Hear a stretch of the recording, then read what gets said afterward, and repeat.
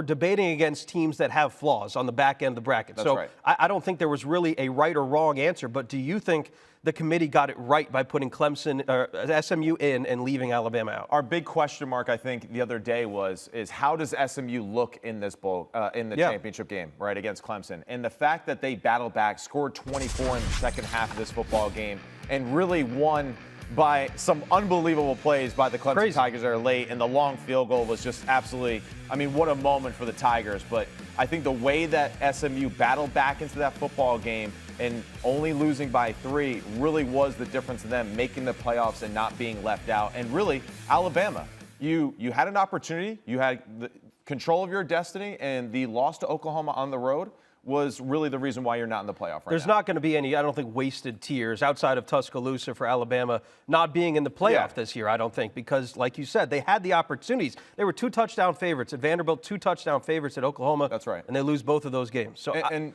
fans, I think, out there, right, there's 2 things. I think they have Alabama fatigue, right? And I think they have SEC fatigue, right? And I think right now there's a lot of fans out there that are just excited to see something new that we haven't seen before, and that's SMU. And Kevin Jennings and the crew, they're an exciting team. They bring a lot of entertainment value to the game. At the half, though, that game was 24-7. That's right. And it didn't look good. No, it did not look good. But, like, if that game had continued to go that way, would that have changed your opinion on the outcome?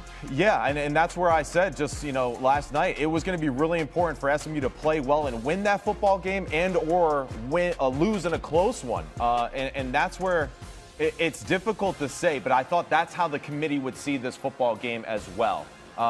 For Clemson, on the other hand, one thing that we discussed and I think was really important, they have played a tough out-of-schedule conference, right? And one, of course, is a rival with South Carolina, but the other one is to start the season against Georgia, who is the number 2 seeded team in the country.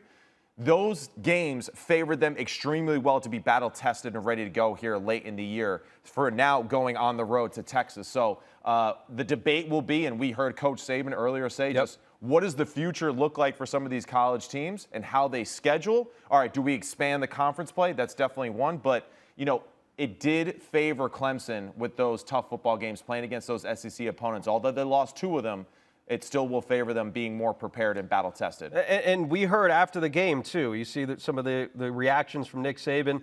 He said, if we don't take strength of schedule into consideration, is there any benefit to scheduling good games in the future? It's a valid question to ask. It is. But he also said he thought the committee got it right and got the 12 best teams in. So he believes at the moment that SMU is playing better football than Alabama. He said it without saying it. But that is the truth of the situation. When I watched Alabama on film the last 2 weeks and how they performed, I was not impressed by what I saw. I love that, too. We got Arthur in there. But, that is the truth of the situation right now.